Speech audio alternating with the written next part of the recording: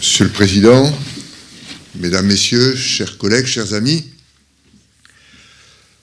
lors des Jeux paralympiques de cet été, n'avons-nous pas vibré en voyant ces athlètes, certains lourdement handicapés, accomplir des exploits que nous-mêmes, même en très bonnes conditions physiques, nous serions incapables d'assurer? Avons-nous, ne serait-ce qu'un instant, réfléchi sur leur parcours? Un handicap de naissance ou acquis, parfois au décours d'un accident grave, le choc et le retentissement personnel, familial, professionnel, social que représente ce handicap, la force de caractère, on parle pour permettre cette résilience, pour aller au-delà de l'événement, s'adapter, sauter les barrières psychologiques que constitue leur état, dépasser leurs limites physiques pour pratiquer un sport, le pratiquer en compétition et le pratiquer en compétition de très haut niveau. Avons-nous réfléchi au nombre d'intervenants nécessaires à la coordination fluide pour permettre à ces athlètes d'arriver en temps et en heure à ce niveau de performance exceptionnel? Je ne vais pas vous faire un énième programme pour rappeler le titre de mon propos. Je vais simplement témoigner d'une expérience, la mienne, au cours d'une carrière où j'ai eu à m'occuper de personnes atteintes de handicap respiratoire et moteur. Le 1er décembre 1980, dans le bureau de mon patron, prenais mes fonctions de chef de clinique, il m'a dit « Tu vas t'occuper du secteur de réanimation de la clinique des maladies infectieuses ». Alors la réanimation, elle était née dans ce service lors de l'épidémie de poliomyélite des années 50. Les plus âgés d'entre nous s'en souviennent. Les personnes atteintes en guérissaient parfois au prix de lourdes séquelles respiratoires qui imposaient une ventilation artificielle par trachéotomie. Ils étaient guéris mais dépendants. Ils auraient pu rentrer à leur domicile après plusieurs mois ou années d'hospitalisation avec leur entourage, s'adapter à une ventilation à domicile relativement simple malgré la trachéotomie, avec une formation aussi à la fois d'eux-mêmes et de leur famille relativement simple. Cependant, les autorités hospitalières de l'époque à qui on avait posé la question ont refusé d'assurer cette prise en soin à domicile du premier malade. Alors à l'époque, on n'appelait pas clients, patients, usagers, on appelait des malades. Voilà. Mon patron, le professeur André Bertrand, notre collègue, notre confrère, a donc acheté sur ses deniers un petit appareil de ventilation un peu rustique pour lui permettre de vivre à domicile le temps de créer une association et négocier un partenariat et des prix de journée entre cette association et l'association qui s'appelait l'Association pour l'assistance respiratoire à domicile et l'assurance maladie, les caisses d'assurance maladie. Alors le premier malade a été mis à domicile en 1960. Il était ventilé la nuit. Il a été le trésorier de l'association et il a terminé sa carrière comme directeur de recherche du CNRS en économie de la santé. Alors on n'avait pas attendu des textes pour faire participer, enfin mon patron n'avait pas attendu des textes réglementaires ou législatifs pour faire participer les patients. Par la suite, la polio a disparu, mais des malades avec séquelles sont restés. D'autres types d'affections respiratoires ou neurologiques avec retentissement respiratoire ont été prises en charge. Séquelles de tuberculose, maladies neuromusculaires, insuffisance respiratoire, bronchopathie obstructive chronique obstructive, dilatation des bronches, etc., ont été suivies à domicile par le service et l'association, avec pendant longtemps un médecin dédié, le docteur Jacques Milade, dont je me plais à saluer la mémoire. Je suis donc arrivé en 1980 comme chef de clinique. Et avec ces malades, c'est moi qui me suis retrouvé handicapé, nigo. Je n'avais pas mon autonomie vis-à-vis de ces patients. Je ne savais pas comment les aborder. comment gérer les relations avec les autres intervenants. Je n'avais pas les codes. Et alors j'ai appris sur le tas, avec les infirmières, les aides-soignantes, que je regardais faire et qui me disaient comment faire. Et les techniciens qui géraient l'aspect technique des appareils qui se sont améliorés, bien sûr, au cours du temps. J'ai donc eu la chance, la grâce de pouvoir m'occuper en équipe, d'un côté, de personnes en défaillance viscérale grave, aiguë, dans le cadre de la réanimation aiguë, mais aussi d'assurer les suites, et parfois sur des dizaines d'années, de patients porteurs de handicap moteur et respiratoire. Et pour la petite histoire, je venais d'être reçu à l'internat, je prends une garde en réanimation, j'ai reçu la dernière polio du service, et lors d'une des dernières consultations que j'ai assurées en 2017, cette personne quittait la région. Pendant donc 42 ans, elle avait été trachéotomisée, ventilée en fauteuil roulant, ventilée la nuit, avec son compagnon, elle vivait avec son compagnon. Et donc, pendant 42 ans, j'ai réussi à suivre ce patient. Et donc, ces deux aspects, aigus, chroniques, j'ai ainsi réalisé les lacunes de l'enseignement d'une médecine qui est, ça a été dit hier, axée sur le guérir. Les grandes questions d'externat, c'était diagnostic et traitement. Ainsi, j'ai appris qu'on ne guérissait pas tous les malades. D'ailleurs, on pourrait se poser la question, qu'est-ce que vraiment guérir? Qu'est-ce que veut dire guérir? J'ai découvert que je ne savais pas écouter. Certes, j'avais appris à interroger, parfois de manière policière, mais uniquement pour connaître l'histoire d'une maladie et faire un diagnostic, voir la séquence des symptômes pour essayer de recouper. À l'époque, on n'avait pas l'échographie, on n'avait pas le scanner, l'IRM, etc. Je n'avais donc pas appris à écouter. En fait, c'est ma femme qui me l'a appris. D'abord à l'écouter. Pourtant. Et mon patron me disait aussi qu'un bon interne devait connaître de son patient, en plus de l'état civil, son métier, ses conditions de travail, sa vie sociale, familiale et son hobby. Quand on parle de la pêche, de la chasse, des boules ou de la tauromachie, ça crée des liens, ça crée une écoute active, comme ça a été dit tout à l'heure. Au cours des études médicales, le cursus des études médicales et l'évolution des carrières évoquent parfois Koh-Lanta, c'est d'actualité, mais au bout d'un parcours personnel, je roule pour moi, mais au bout de 10-15 ans, on va vous dire il faut changer le logiciel, il faut travailler en équipe. J'ai confirmé mes impressions premières que les infirmiers et les aides-soignants n'étaient pas que des auxiliaires médicaux, comme le dit de manière un peu condescendante le Code de la santé publique. Ce sont de vrais professionnels qui participent à l'apprentissage de notre métier dans toutes ses dimensions, et je leur en suis vraiment reconnaissant. Dans notre profession, un homme seul est toujours en mauvaise compagnie, disait Paul Valéry. Un homme ou une femme seul est toujours en mauvaise compagnie, disait Paul Valéry. J'ai donc aussi appris que l'on pouvait apprendre des malades sur leur affection, leur vécu. Alors on croit bien faire en leur imposant certaines choses.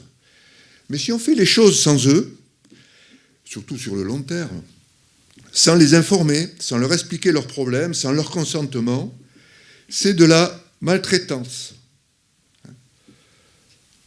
J'ai aussi appris que l'on pouvait apprendre des familles, des proches que l'on a appelés au gré des règlements, des textes réglementaires, les aidants familiers, et maintenant les proches aidants. Souvent, on les considère comme des intrus. Or, eux, ils connaissent leurs proches. Et donc, ils peuvent nous donner des indications. Et ça, on n'est pas trop formé à ce type de relation. Un exemple. J'ai voulu faire un programme de formation des personnels du service dont j'avais la charge, en incluant tous les personnels médicaux et paramédicaux du service, moi compris. On m'a répondu, possible professeur, impossible, ce n'est pas les mêmes budgets. Je ne parle pas de la difficulté d'inclure dans cette formation les partenaires extérieurs des malades qui témoignaient de leur vie, faire participer les malades à une formation pour des médecins et des soignants, bon, c'est quand même important. Mais non. Bon, On a fait de l'éducation thérapeutique avant la lettre. J'y suis quand même arrivé, mais il a fallu enfoncer des portes. Du côté de la formation des soignants, je ne parle pas non plus de l'exemple de malades sous trachéotomie qui arrivent aux urgences. Panique à bord. Hein. Impossible de plus de le faire hospitaliser dans un service classique, alors qu'il vit à la maison depuis des années avec une trachéotomie. Je constate aussi que la loi HPST, dite de démocratie sanitaire, comme disait Monterland, quand la chose manque, on y met le mot, hein, qui est censée unifier les secteurs médicaux et médico-sociaux, n'a pas amélioré l'étanchéité de ces deux secteurs. Au contraire, avec la réunion des deux régions, le secteur médico-social, le département médico-social est à Toulouse, le secteur sanitaire est à Montpellier. Cherchez l'erreur. Vous conviendrez avec moi que ces problèmes se règlent mieux directement en vis-à-vis et par contact direct qu'au téléphone, par mail ou en visioconférence. Ensuite, le secteur sanitaire, c'est compliqué. Mais alors, le secteur médico-social, c'est une nébuleuse. Quand vous suivez un enfant ou un adolescent qui a une myopathie de Duchenne, c'est pas tout de peaufiner les réglages de son respirateur, d'adapter son masque nasal ou de vérifier la place de sa canule de trachéotomie ou s'il n'y a pas un granulome trachéal quelconque. Il faut lui permettre d'avoir la vie la plus normale possible avec sa famille, de voyager, de faire des études, de faire ainsi le lien avec les directeurs d'école, le collège, le lycée, l'université, la faculté et plus tard, l'insertion professionnelle. L'autonomie de ce jeune myopathe, puisque j'ai pris cet exemple, viendra aussi de se libérer de l'entourage familial pour vivre dans un logement adapté avec ses auxiliaires de vie, lui permet d'avoir une vie professionnelle, une vie affective, etc. Tout cela nécessite une organisation. Mais tout ce qui est écrit sur le papier, toutes ces filières de prise en soin, se doivent d'être coordonnées.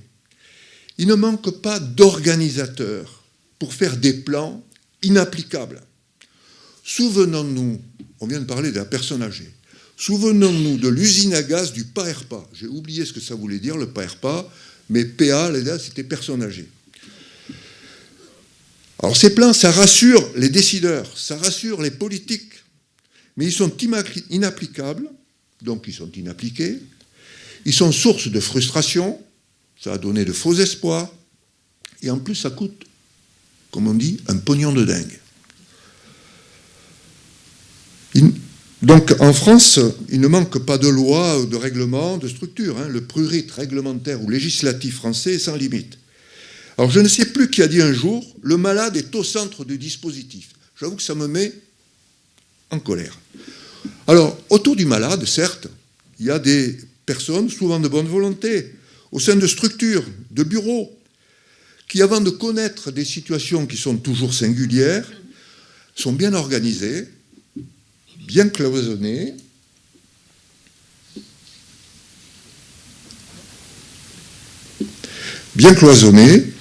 entre elles, et surtout avec les structures voisines.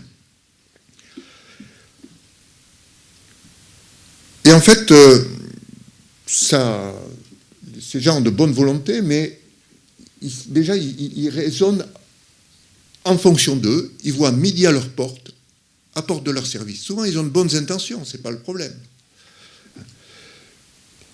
Alors que le malade, il doit être au centre, il doit être le centre d'une organisation qui doit partir de ses besoins. C'est à l'organisation, c'est à nos organisations, et je dis nous à dessein, hein, parce qu'on n'est pas parfait et on doit s'adapter sans cesse, aux besoins du malade et non l'inverse comme trop souvent. Il faut un chef d'orchestre. Simon Rattle, les symphonies de Mahler, quand même. Il faut faire. Hein. Qui connaît les partenaires, sait comment les joindre, leur parler, en passant à travers des filtres administratifs ou des personnes. Un exemple peut être donné par les coordinations de greffe et certains centres de référence, je ne dirais pas tous. Mais trop souvent encore, nous avons une médecine de réseau où pour avoir un rendez-vous du RM ou de scanner, il faut connaître un sésame. Certains d'entre vous connaissent les moyens. Hein. Il faut contourner les filtres. Il n'est de bon mur que d'hommes ou de femmes. Alors, dans ces affaires, on est tous pareils. Hein. Je ne me mets pas en avant. On essaie d'être intéressé, on essaie d'être empathique, mais peut-être que quelquefois, on est un peu badaud ou indifférent. Donc, voilà. Et donc, il faut être de plus en plus empathique. On en a parlé tout à l'heure. L'empathie, c'est vraiment quelque chose qui est important. Ce n'est pas la dilution dans le problème du patient. C'est il est lui, c'est lui et c'est moi. Mais j'essaie de me mettre à sa place et de le comprendre. J'aime bien ces deux tableaux. À gauche, Vermeer, à droite, De Hoor. Deux grands peintres de la même ville, Delft. Ce tableau a été fait aux alentours de 1660. Ces deux tableaux ont été faits aux alentours de 1660. C'est peut-être la même commande, vous voyez, c'est le même plan du tableau. L'un à droite, De Hoor, c'est bien, mais ça ne fait pas rêver, quoi. Là, à gauche, Vermeer, un visage de Madone, elle est enceinte, un éclairage, au fond, un jugement dernier.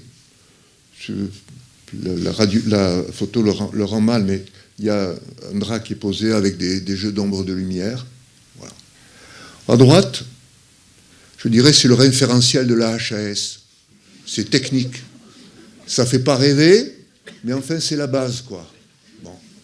À gauche, eh bien, c'est le référentiel de la HAS, mais il y a mis du peps, il y a mis de l'âme, il y a mis de la force, il a mis de l'impulsion, et ça donne du sens à l'acteur, ça donne du sens aux bénéficiaires, et ça donne du sens, et ça donne un résultat dans le système.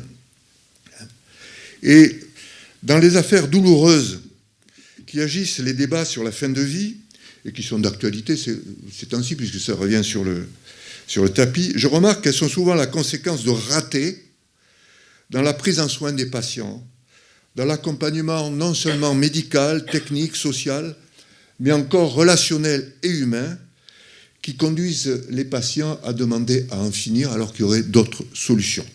Et ça va peut-être introduire le propos de mon collègue et néanmoins ami, Philippe Barthès.